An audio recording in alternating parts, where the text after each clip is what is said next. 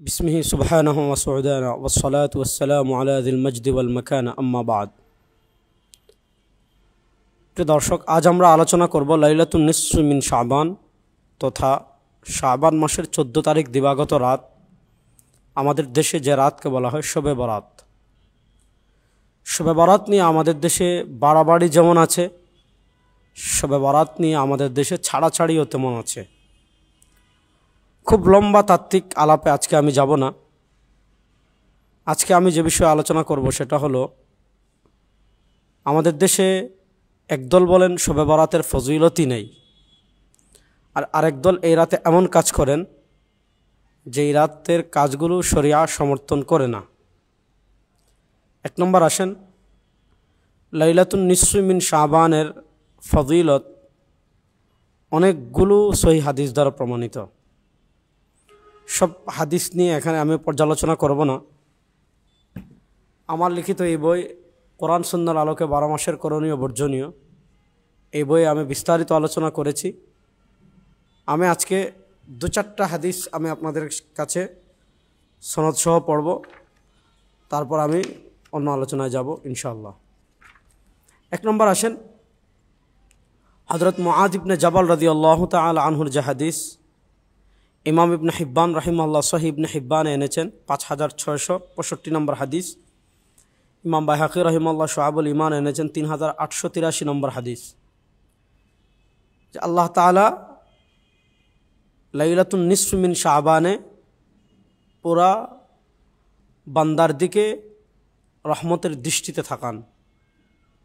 ফায়াগফিরু লিজামিই খালকিহি ইল্লা লিমুশরিক আও মুশাহিন। আল্লাহ তাআলা শিরিক যারা করে আর অপর কোনো মুসলমানের প্রতি বিদ্বেষ যারা রাখে, এই দুই দল ছাড়া বাকি সবাইকে আল্লাহ তাআলা এই রাত্রে মাফ করে দেন। এই হাদিসকে ইমাম হাইসামি রাহিমাহুল্লাহ মাজমুউজ জাওয়াইদের 12860 নম্বর হাদিস তিনি বলেছেন যে ইমাম তাবারানী দুটি হাদিস বর্ণনা করেছেন, রিজালুহুমা সিকাত, বর্ণনাকারীরা বিশ্বস্ত এবং গ্রহণযোগ্য। ইমাম বাইহাকি রাহিমাহুল্লাহ এই হাদিসের আরও অনেকগুলো সনদ উল্লেখ করে বলেছেন যে মাকহুল থেকে হাদিসটি প্রমাণিত। এছাড়া বিশ্ববরেণ্য মুহাদ্দিস শেখ শুআয়ব আরনাউত রাহিমাহুল্লাহ তার সহিহ ইবনে হিব্বানের টিকায় তিনি বলেছেন এই হাদিসের অনেক শাওয়াহিদ থাকার কারণে বর্ণনাটি সহিহ।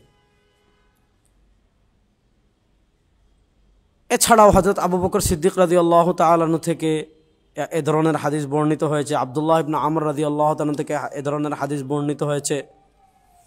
আবু সা'লাবা আল খুশানী রাদিয়াল্লাহু তাআলা আনহু থেকে এ ধরনের হাদিস বর্ণিত হয়েছে। আউফ ইবনে মালিক রাদিয়াল্লাহু তাআলা থেকে এ ধরনের হাদিস বর্ণিত হয়েছে। আবু মুসা আশআরী রাদিয়াল্লাহু তাআলা আনহু থেকে এ ধরনের হাদিস বর্ণিত হয়েছে। এবং এই হাদিসগুলো এগুলো যে সহিহ, এটা নাসিরউদ্দিন আলবানী রাহিমাহুল্লাহ তার সহিহুত তারগিবে বলেছেন, নাসিরউদ্দিন আলবানী রাহিমাহুল্লাহ তার সিলসিলাতুল আহাদিসিস সহিহায় বলেছেন। এবং সালাফে সালেহিন থেকে যে রাত্রের ফজিলত প্রমাণিত, এটা শেখুল ইসলাম ইবনে তাইমিয়া রাহিমাহুল্লাহ তার মাজমু এই আল ফাতওয়াল কুবরাতে বলেছেন, ইক্তিদাউস সিরাতুল মুস্তাকিমে বলেছেন। এজন্য সালাফে সালেহিন, আইম্মা মুজতাহিদিন, তাসহিহ তাযঈফ যারা করেন তাদের সকলের কাছেই লাইলাতুন নিসফি মিন শাবানের ফজিলত প্রমাণিত। এটার পক্ষে যেমন হাদিস আছে, ঠিক তেমনিভাবে এটার পক্ষে রাসূলুল্লাহ সাল্লাল্লাহু আলাইহি ওয়াসাল্লামের সাহাবীদের থেকে আসারও আছে। এগুলোর সনদ নিয়ে বিস্তারিত আলোচনা এই কিতাবে করা হয়েছে। এজন্য এই রাত্রের ফজিলত সহিহ হাদিসে নেই এক কথা ঠিক নয়। বাকি কয়েকটা প্রসঙ্গ আমরা আলোচনা করব। এক নম্বর প্রসঙ্গ হলো যে এই রাত্রে অনেকে ভাগ্য রজনী মনে করে। এই যে ইন্না আনজালনাহু ফি লাইলাতিন মুবারাকা, আল্লাহ কোরআনে বলেছেন। লাইলাতুল মুবারাকার ব্যাখ্যায় কিছু কিছু তাফসিরে লাইলাতুল মুবারাকা দ্বারা লাইলাতুন নিসফি মিন শাবানের কথা বলা হয়েছে। এর থেকেই অনেকেই বলেন যে এটা হলো আপনার শবে বরাত।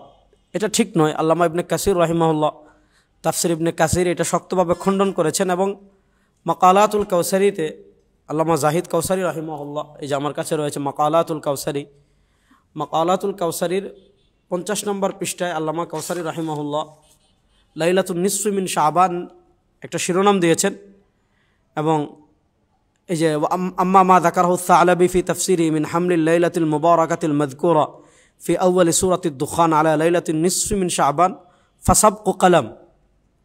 সা'লাবি সহ কেউ কেউ তাদের তাফসির কিতাবে এটা লিখেছেন যে লাইলাতুন নিসফি মিন শাবান দ্বারা, লাইলাতুল মুবারাকা দ্বারা লাইলাতুন নিসফি মিন শাবান উদ্দেশ্য, এবং পরবর্তীতে কেউ কেউ তার অনুসরণ করেছেন।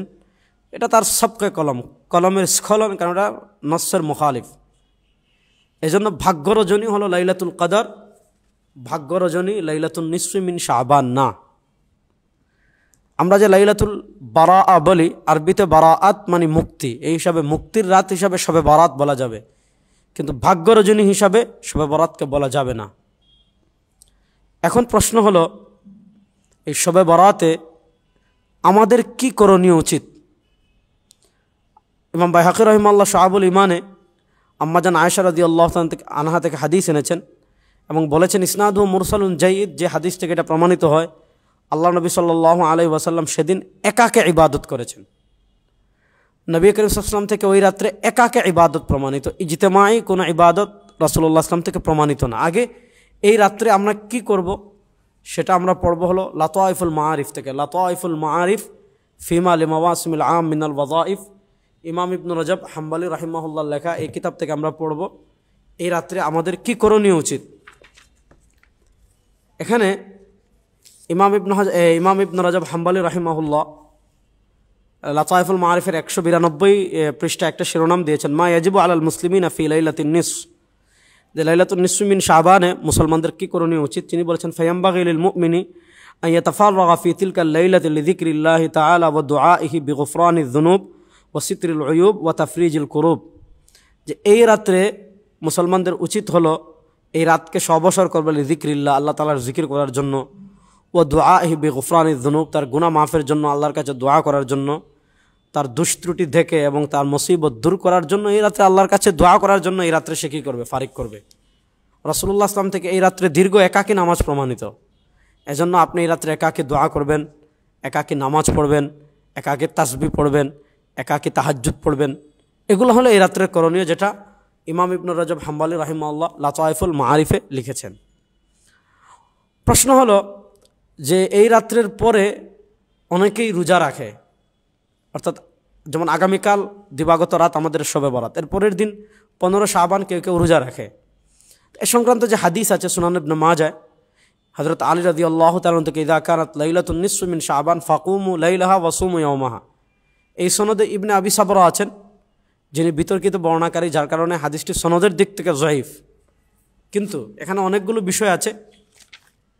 হুকমু সিয়াম ইয়াউমিন নিসফ, ইমাম ইবনে রজব হাম্বলি রাহিমাহুল্লাহ লাতাইফুল মাআরিফের 189 পৃষ্ঠায় শিরোনাম দিয়েছেন হুকমু সিয়াম ইয়াউমিন নিসফ, যে ইয়াউমুন নিসফ শাবান মাসের 14 তারিখ দিবাগত রাতের পরে রোজা রাখা। তিনি লিখেছেন ওয়া আম্মা সিয়ামু ইয়াউমিন নিসফ মিনহু ফাগাইরু মানহিন আনহু, রোজা রাখতে নিষেধ নেই। কারণ 1 নম্বর রাসূলুল্লাহ সাল্লাল্লাহু আলাইহি ওয়াসাল্লাম শাবান মাসে অন্যান্য মাসের চেয়ে বেশি রোজা রাখতেন। 2 নম্বর 15 তারিখ এটা আইয়ামে বীজের। আর 3 নম্বর এটার পক্ষে যেহেতু যঈফ হাদিস আছে, সব মিলিয়ে কেউ যদি শাবান মাসের 15 তারিখ রোজা রাখতে চায় কোনো সমস্যা নাই, সে শাবান মাসের 15 তারিখ কী করতে পারবে, রোজা রাখতে পারবে। আমাদের দেশে বিশেষ নামাজ পড়ে মসজিদে সম্মিলিত, এগুলো শরিয়ায় নেই। শবে বরাতের বিশেষ ইবাদত মনে করে হালুয়া রুটি খাওয়ার কোনো বিধান নেই। এমনি আপনি যা ইচ্ছা তা খান, এই রাতে হালাল যে কোনো খাবার খেতে পারবেন, কিন্তু বিশেষ খাবার বা বিশেষ ইবাদত মনে করে খাওয়া যাবে না। এ রাত্রে আগরবাতি জ্বালানো, এমনি দুর্গন্ধ আছে, মশা আছে, এগুলো তাড়ানোর জন্য জ্বালাতে পারেন, কিন্তু এই রাত্রের বিশেষ ফজিলত মনে করে এগুলা করা যাবে না। এই রাত্রে আমরা তাই করব যা বলেছেন ইমাম ইবনে রজব হাম্বলি রাহিমাহুল্লাহ। ইমাম ইবনে রজব হাম্বলি রাহিমাহুল্লাহ যে কথা বলেছেন যে দোয়া করা, জিকির করা, একান্ত চিত্তে নিজের মুসিবত থেকে উদ্ধার পাওয়া ইত্যাদির জন্য এই রাতটাকে আমরা আল্লাহর ইবাদতের জন্য অবসর করব। আমরা এইভাবে এই রাত কাটাবো, শরিয়ার সীমা ক্রস করব না, অর্থাৎ শরিয়া যে কাজের অনুমোদন দেয়নি সে কাজগুলো আমরা করব না। আবার এই রাত্রে কোনো ফজিলত নেই বলেই আমরা মানুষকে এই রাত থেকে অনুৎসাহিত করব না, কারণ এটা সহিহ হাদিসে আছে, সাহাবা ইকরামের আসার আছে, সালাফে সালেহিনের একটা বিশাল জামাত থেকে প্রমাণিত আছে। আল্লাহ তাআলা সব ধরনের বাড়াবাড়ি এবং ছাড়াছাড়ি মুক্ত হয়ে লাইলাতুন নিসফি মিন শাবান ইবাদত করার তৌফিক আমাদের সবাইকে দান করেন। আজ পর্যন্ত। আসসালামু আলাইকুম ওয়া রাহমাতুল্লাহি ওয়া বারাকাতুহু।